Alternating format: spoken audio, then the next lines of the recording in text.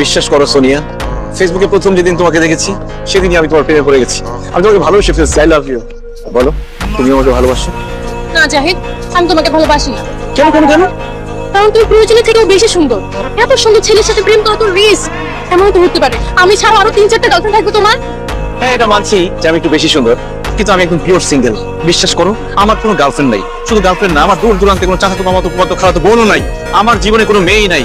একবার শুধু তুমি আমাকে ভালোবেসে দেখো, তুমি ছাড়া অন্য কোনো মেয়ের দিকে আমি জীবনে কোনোদিন তাকাবোই না। ঠিক আছে, তাহলে আমি রাজি। তাহলে আর তুমি কেন কাছে আসো? ছি বাবা, তোমার লজ্জা করছে না? কি ব্যাপার জাহিদ, এই যে তোমাকে বাবা বলতেছে কেন? হ্যাঁ, আমি জানি না, আমি কিভাবে বলবো? আমি তো মেয়েকে চিনি না। যাও যাও যাও যাও যাও। কি বললে বাবা, তুমি আমাকে চিনো না? ও হ্যাঁ, চিনতে পেরেছি।